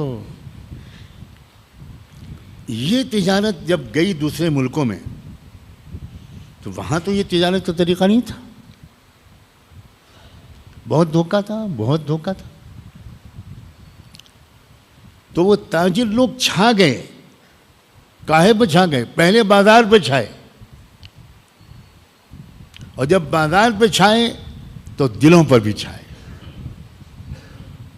اس طرح صحابہ کرام بہت سے ملکوں میں صرف تجارت اور تاجر صحابہ کے ذریعے اسلام پورے ملک نے قبول کر لیا۔ اس دور میں کیا ہے؟ اس دور میں یہ ہے کہ سمجھدار آدمی مسلمان کی دکان سے کبھی سامان نہیں خریدتا۔ بولو صحیح کہہ رہا ہوں؟ ایک دوسرے کو بتاتے ہیں کہ بھیا ہندو کی دکان سے خریدنا، مسلمان بہت چور ہے۔ یہ ہے ہم مسلمانوں کا حال۔ داڑھی لمبی ہے، کرتا لمبا ہے، سب کچھ ہے، لیکن بے ایمانی اور 420 بھی ہے۔ ہمارے والد صاحب رحمۃ اللہ علیہ ریلوے اسٹیشن پہ پلیٹ فارم کا ٹکٹ لیے بغیر جانے کو حرام کہتے تھے۔ ایک قانون ہے ریلوے نے بنایا ہے، جس اسٹیشن پر پلیٹ فارم ٹکٹ خریدنا ضروری ہو، ہمارے والد صاحب کہتے تھے لازمی طور پر پلیٹ فارم ٹکٹ لے کر ہی وہاں جاؤ۔ میں بات کر رہا ہوں پلیٹ فارم ٹکٹ کا ان لوگوں کے سامنے جو سال میں 2 مرتبہ ریل ہی کا ٹکٹ لے لے تو بڑا احسان۔ بیٹھے ماہر فن۔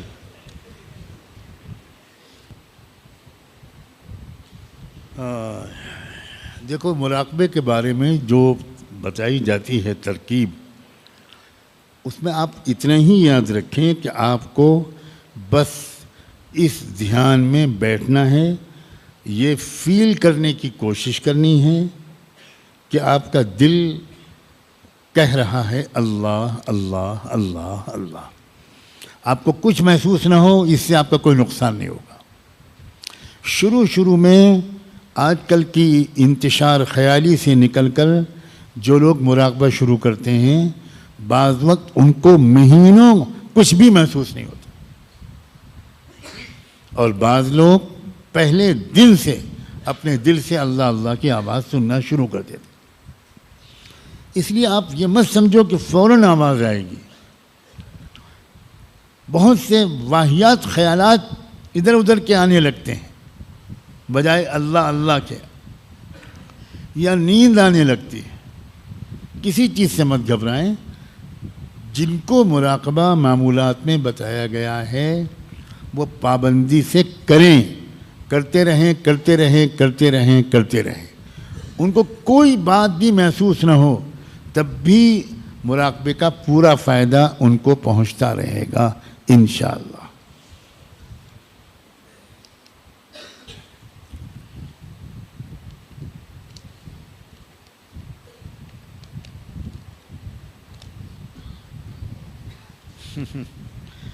جھگڑے کی بات بھی پوچھی ہے کسی نے۔ ہاں، مسلمان کیا پیٹ تو جھگڑے کے بغیر بڑھتا ہی نہیں۔ ایک جھگڑے کا سوال ہے۔ بعض حضرات فرماتے ہیں کہ اللہ صرف عرش پر موجود ہے، اور یہ کہنا کہ اللہ ہر جگہ موجود ہے یہ باطل عقیدہ ہے۔ اللہ صرف عرش پر ہی موجود ہے، اس لیے صرف یہی کہنا چاہیے اللہ عرش پر ہے اور اللہ کی نظر ہر جگہ ہے۔ اللہ تعالیٰ اپنی نظر کے ذریعے سے ہر چیز کو دیکھتا ہے، ہر چیز سنتا ہے، اور اللہ کے بارے میں یہ تصور کرنا کہ اس کا کوئی جسم ہے اور وہ کہیں عرش پر بیٹھا ہوا ہے، ہم نہیں جانتے۔ اتنا جانتے ہیں کہ عرش سے اللہ کا خصوصی تعلق ہے، اس تعلق کی تفصیلات کیا ہیں ہم نہیں جانتے، اور ہمیں جاننے کی ضرورت بھی نہیں ہے۔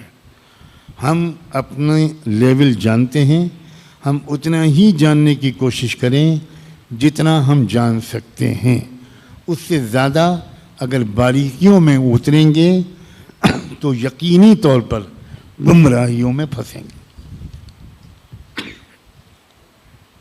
عجیب عجیب، ماشاءاللہ بڑے ذہین لوگ ہیں آج۔ حضرت فتنہ شکیل ابن حنیف اور فتنہ غامدی کیا ہے؟ دیکھو، ایک بیماری ہوتی ہے مالی خولیا۔ پوچھو ڈاکٹروں سے یہ کیا بیماری ہوتی ہے؟ اردو میں، فارسی میں اس کو مالی خولیا کہتے ہیں۔ بڑی خطرناک بیماری ہے۔ اس بیماری میں کوئی سوچنے لگتا ہے کہ میں شاہ جہاں ہوں، میں شاہ جہاں ہوں، میں بھارت کا پردھان منتری ہوں۔ بیماری ہے یہ، اور اس کا علاج کتابیں لکھنا، تقریریں کرنا نہیں ہے، دماغی اسپتال ہے۔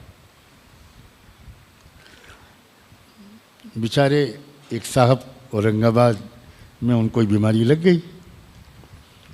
اب پتہ نہیں اورنگ آباد والوں میں سے کسی کو بیماری نے کیوں چرا، مہاراشٹر کو یہ سعادت کیوں حاصل ہوئی؟ وہ فرمانے لگا میں مہدی ہوں اور میں عیسیٰ بھی ہوں۔ سبحان اللہ۔ تو آپ کی اماں کا نام کیا ہے؟ مریم۔ اچھا، تو آپ اگر عیسیٰ ہیں تو پھر آپ کے باپ کہاں سے آ گئے؟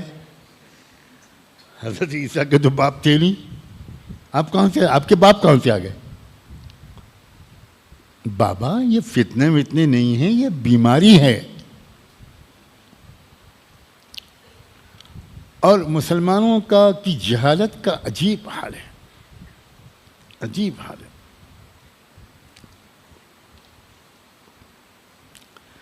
یعنی ایک سے ایک پاگل اور بیوقوف لوگوں کے عقیدت مند ہزاروں مسلمان بننے کے لیے تیار رہتے۔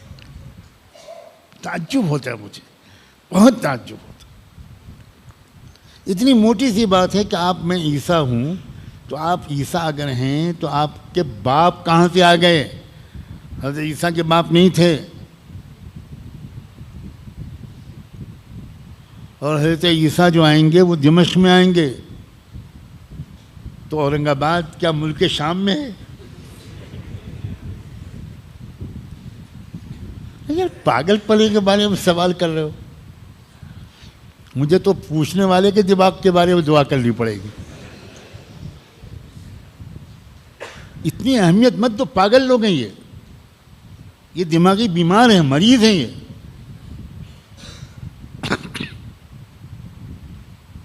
کیسی کیسی بیوقوفی کی باتیں وہ کر رہا ہے، کیسے کیسے پاگل پن کی باتیں وہ کر رہا ہے۔ اور جہاں تک غامدی صاحب کا سوال ہے، دیکھو ایک بات یاد رکھو کہ ہر علم کی کچھ شرطیں ہوتی ہیں۔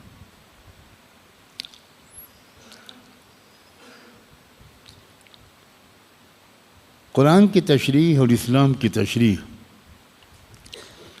یہ اس طور پر کی جانی چاہیے کہ ہماری تشریح کا ایک سرا رسول اللہ صلی اللہ علیہ وسلم، صحابہ کرام، تابعین اور بعد میں آنے والے فقہاء، محدثین اور اکابر علماء اور سلف صالح سے جڑا ہوا ہو، اور ایک سرا دور حاضر کے تقاضوں سے جڑا ہوا ہو۔ سمجھ رہے ہو میری زبان؟ اگر ہم صرف دور صحابہ اور ماضی کے علماء سے جڑے رہیں گے اور زمانے حاضر کے مطابق اسلام کو پیش نہیں کر پائیں گے تو نئے دور کے کالجوں یونیورسٹیوں کے لوگ ان کو سمجھنے میں دقت ہوگی. اور اگر ہم الٹا کریں گے کہ ہمارا جو تشریح کا طریقہ ہے اسلام کو سمجھنے اور سمجھانے کا وہ دور جدید سے زیادہ متاثر ہو اور ہمارے ماضی سے کٹ گیا ہو تو اس میں پھر غلطیوں اور گمراہیوں کا امکان بہت زیادہ ہے. اسی لیے ایسے علماء کی ضرورت ہے جو ایک طرف تو پوری طرح ماضی سے جڑے ہوئے ہوں اور ایک طرف دور حاضر کو پوری طرح سمجھے ہوئے ہوں. ان کی زبان سے جو اسلام کی تشریح قرآن کی تفسیر آتی ہے اس میں غلطی نہیں ہوتی.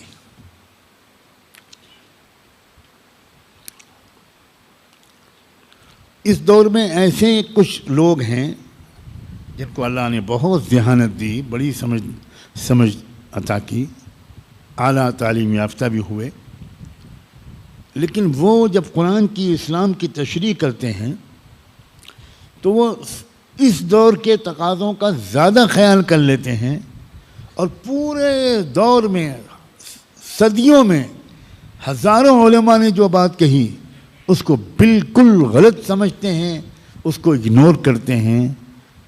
یہ طریقہ بہت غلط ہے. مجھے بہت دکھ ہے غامدی صاحب کی صلاحیت اور ذہانت کا میں اعتراف کرتا ہوں, لیکن افسوس یہ ہے کہ وہ اس رخ پر چلے گئے کہ جنہوں نے یعنی احادیث تک کو نظر انداز کیا, صحابہ کی رائے کو نظر انداز کیا اور اپنی عقل پر زیادہ بھروسہ کیا. اس لیے بہت غلط قسم کی رائے بھی ان کی زبان سے اکثر سامنے آتی رہتی ہے. بہت سمجھانے کی کوشش کی وہاں کے علماء نے ان کو. اللہ تعالیٰ, میں تو ابھی بھی دعا گو ہوں کہ اللہ تعالیٰ ان کو صحیح راستے پر چلائے اور ان سے نقصان کے بجائے فائدہ پہنچے.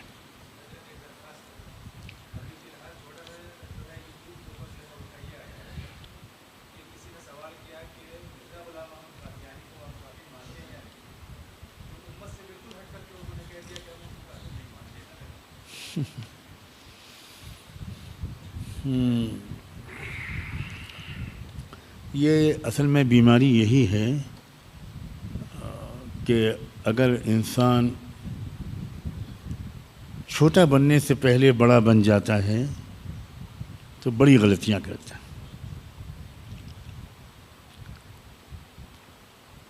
اور فارسی کا ایک مصرع ہے کہ روشنی طبع تو برمن بلا شدی, کہ میری ذہانت, اے میری روشن خیالی, تو میرے لیے بلا بن گئی.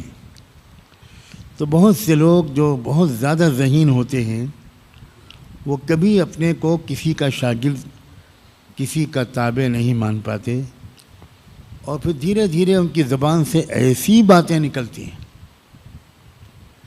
جس کے پیچھے تو مجھے ایسا لگتا ہے کہ شاید اس کا یہ بھی ایک مثبت پہلو ہوتا ہے کہ ان کی گمراہی کے بارے میں اگر کسی کو شک ہو تو اب وہ شک کی گنجائش نہ رہے.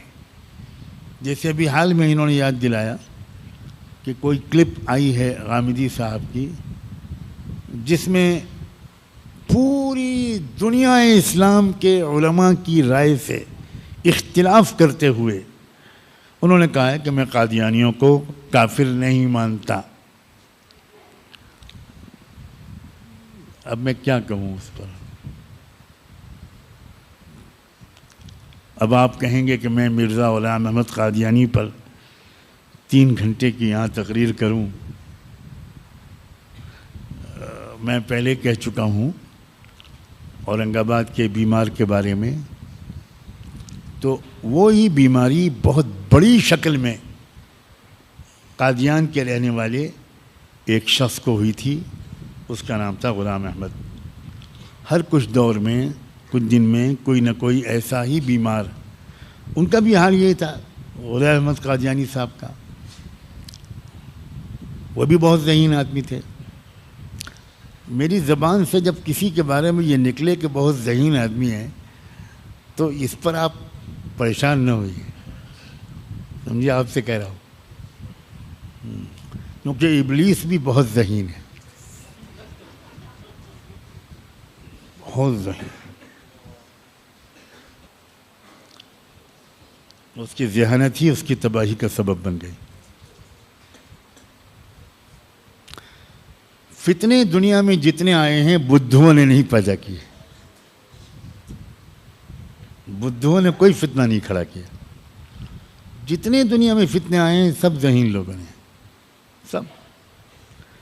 غلام قادیانی، غلام احمد پرویز، اسلم جیراج پوری، کیا کیا لوگ ہیں. تو غلام احمد قادیانی صاحب واقعی ایسے ہی مریض تھے، ان کا بھی یہی حال تھا. انہوں نے پہلے کہا کہ میں مجدد ہوں، پھر تھوڑی اور ترقی ہوئی، فرمایا میں مہدی ہوں.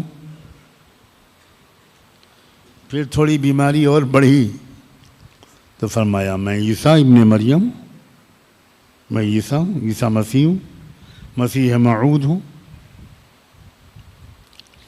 اور اتنی گندی باتیں انہوں نے لکھی ہیں، اللہ اکبر، اتنی فحش بات غلام احمد قادیانی نے لکھی ہیں، اتنی واہیات، اتنی گندی بات. اور اللہ بچائے اس شخص کی موت ٹوائلٹ میں ہوئی.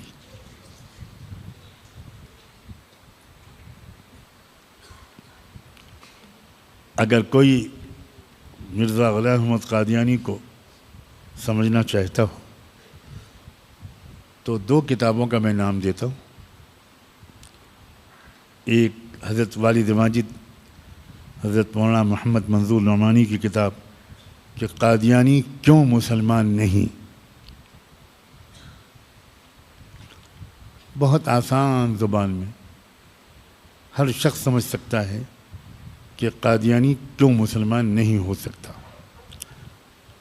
دوسری ایک کتاب ہے حضرت مولانا سید ابو الحسن علی ندوی کی قادیانیت کیا ہے.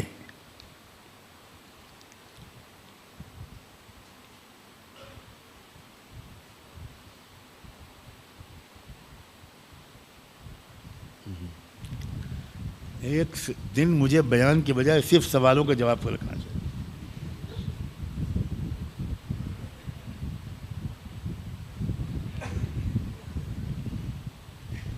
لو یہ سوال بھی رکھ لو، وہ سوال ملاؤ. کل صرف سوالوں کے جواب دوں گا، کوئی درس نہیں دوں گا. دعا پڑھیے مجلس کی. سبحان اللہ وبحمدہ، سبحانک اللہم وبحمدک، نشہد ان لا الہ الا انت، نستغفرک ونتوب الیک.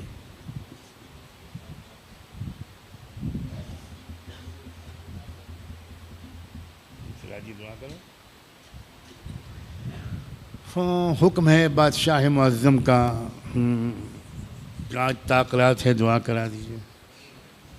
آپ کا بھی حکم ہے. لو، امیر المومنین اور امام المسلمین اور سب متفق ہو گئے.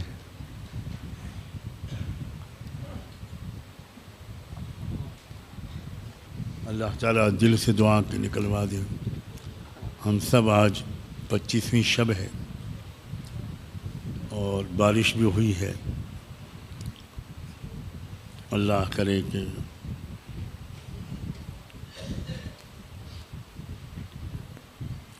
اللہ ہمارے لیے رمضان کی ہر رات کو شب قدر بنا دے.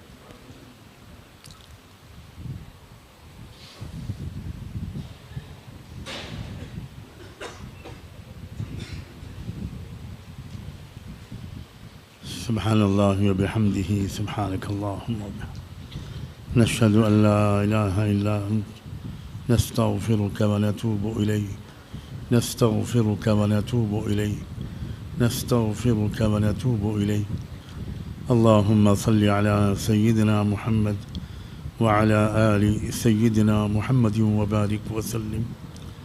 اللہم صل علی سیدنا محمد صلاة تنجینا بها من جميع الأهوال والآفات وتقضي لنا بها جميع الحاجات وتطهرنا بها من جميع السيئات وترفعنا بها أعلى الدرجات وتبلغنا بها أقصى الغايات من جميع الخيرات في الحياة وبعد الممات إنك على كل شيء قدير إنك على كل شيء قدير ربنا ظلمنا أنفسنا وإن لم تغفر لنا وترحمنا لنكونن من الخاسرين فلا تجعلنا من الخاسرين اللہ ہم آپ کے بندے آپ کی بندیاں آپ کے حضور میں حاضر ہیں، دور سے آئے ہیں اور دیر سے آئے ہیں۔ یہ اللہ زندگی کا خاصا حصہ گناہوں میں گزارنے کے بعد آئے ہیں، رمضان میں آئے ہیں، آخری عشرے میں آئے ہیں، طاق رات میں آئے ہیں، اس امید پر آئے ہیں کہ کسی نہ کسی بہانے سے آج آپ ہماری فریاد سن لیں گے۔ اللہ ہمیں معاف کر دیجئے، اللہ ہمیں معاف کر دیجئے، اللہ ہمیں معاف کر دیجئے۔ اے اللہ وہ گناہ جو کر کے ہم بھول گئے انہیں بھی معاف کر دیجئے، جو یاد ہیں انہیں بھی معاف کر دیجئے، جو دن کے اجالے میں کیے ان کو بھی معاف کر دیجئے، جو رات کے اندھیرے میں کیے وہ بھی معاف کر دیجئے۔ اے اللہ بدن کے کسی بھی حصے سے جتنے بھی گناہ اب تک ہم کر چکے ہیں اتنے کافی ہیں کہ آپ لاکھوں برس کے لیے ہمیں جہنم میں ڈال دیں، کوئی آپ کو روکنے والا نہیں، کوئی ٹوکنے والا نہیں، مگر اللہ آپ معاف بھی تو کر سکتے ہیں، آپ معاف بھی تو کر سکتے ہیں، آپ معاف بھی تو کر سکتے ہیں۔ اے اللہ ہم لوگوں کو جہنم میں جلا کر آپ کیا کریں گے؟ اللہ معاف کر دیجئے، معاف کر دیجئے، معاف کر دیجئے، اللہ معاف کر دیجئے، معاف کر دیجئے۔ اے اللہ نیک بنا دیجئے، اے اللہ تقوی دے دیجئے، اے اللہ تقوی دے دیجئے، اے اللہ تقوی دے دیجئے، اپنے نفس پر قابو دے دیجئے، اپنی نگاہوں پر کنٹرول دے دیجئے، اپنے جذبات و خیالات پر قابو دے دیجئے۔ اے اللہ اپنے وقت کی حفاظت کا سلیقہ سکھا دیجئے، اے اللہ مال کے صحیح خرچ کرنے کا سلیقہ سکھا دیجئے۔ اے اللہ جن قوموں کی جن بیماریوں کا ذکر ہوا ہے ان تمام بیماریوں سے ہماری پوری امت کو بچا لیجئے، پوری امت محمدیہ کو بچا لیجئے، پوری امت مسلمہ کو بچا لیجئے، مردوں کو بھی بچا لیجئے، عورتوں کو بھی بچا لیجئے، نوجوان بچوں اور بچیوں کو بھی بچا لیجئے۔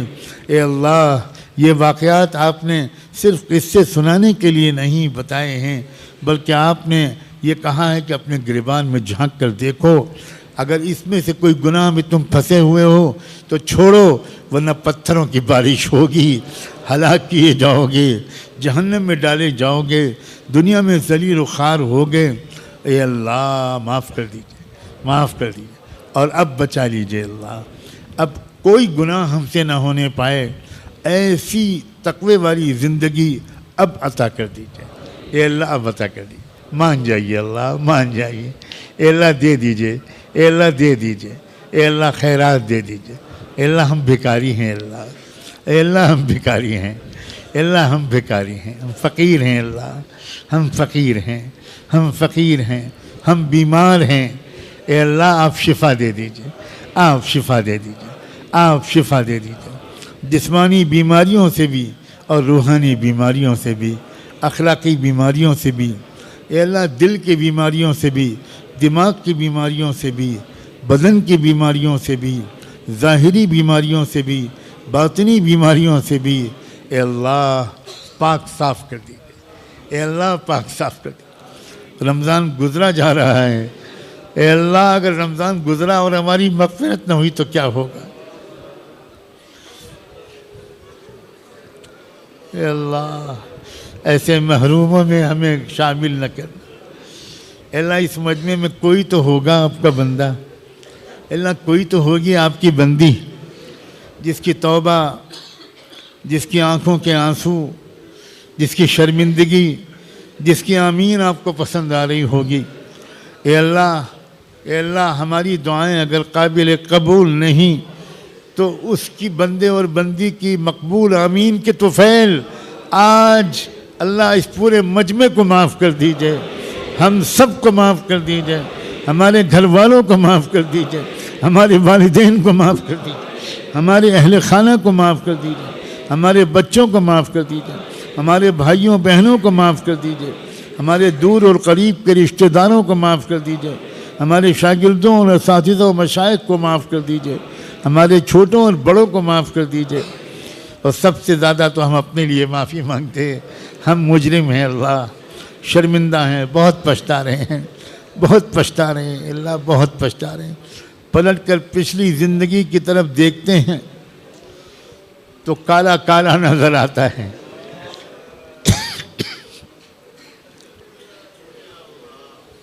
غفلت غفلت غفلت اللہ، غفلت۔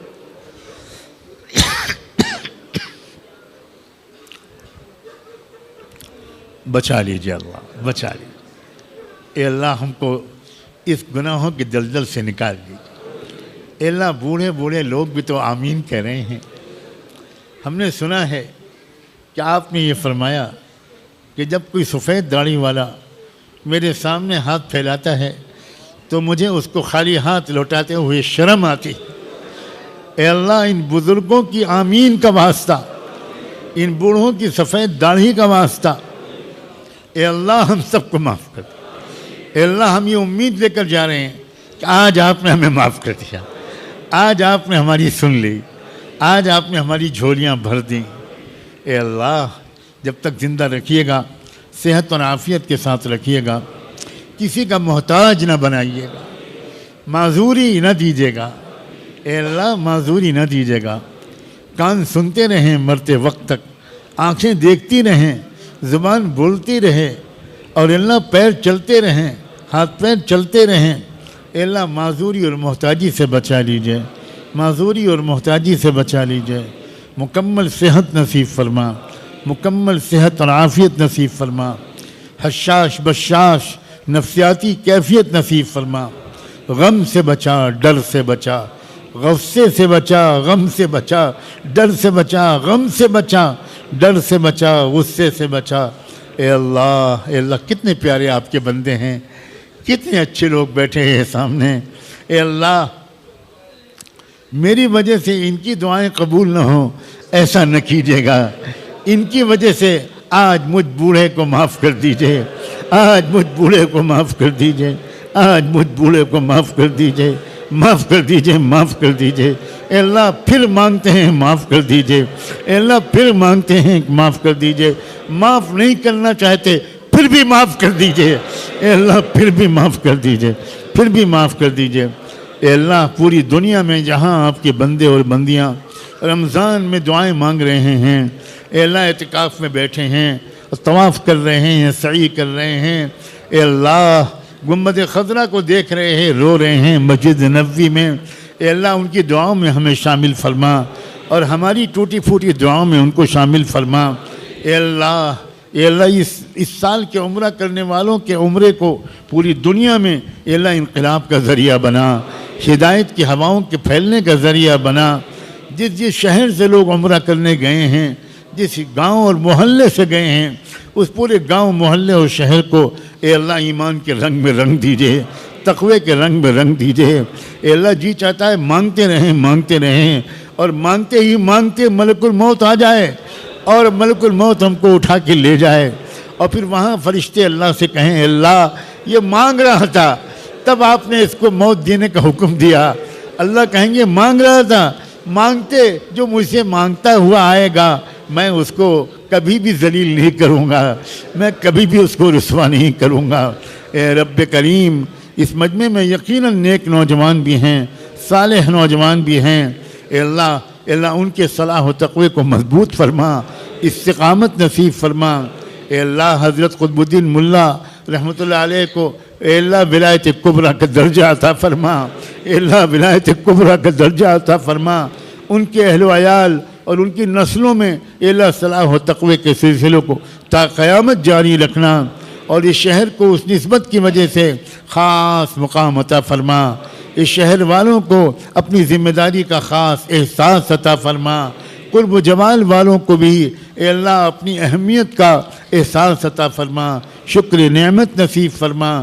بھاگ بھاگ کر اللہ والوں کے پاس جا کر اپنی بیماریوں کا علاج کرانے کی توفیق عطا فرما، اور اسلامی کتابوں کا مطالعہ کرنے کی اور قرآن کو پڑھ کر سمجھنے اور سمجھ کر پڑھنے کی توفیق عام فرما۔ جو مانگا ہے وہ بھی دے دیجئے، جو نہیں مانگ سکے وہ بھی عطا کر دیجئے۔ ایک آخری التجا ہے اللہ، ایک آخری التجا ہے، اے اللہ ایک آخری درخواست ہے، ہم سب کے نام لے کر رحمت دو عالم سرور کائنات صلی اللہ علیہ وآلہ وسلم کی خدمت اقدس میں ہم سب کی طرف سے درود و سلام بھجوا دیجئے، ان پر اور ان کی آل پر، اہل بیت پر، صحابہ اور صحابیات پر، ازواج مطہرات پر، ذریت طیبہ پر اور ان کے نقش قدم پر چلنے والے تمام صالحین و صالحات پر اور انہی کے راستے پر جینے اور مرنے کی ہم سب کو توفیق عطا فرما۔ وصلی اللہ تعالی علی خیر خلقہ سیدنا محمد وعلی آلہ وصحبہ اجمعین برحمتک یا ارحم الراحمین۔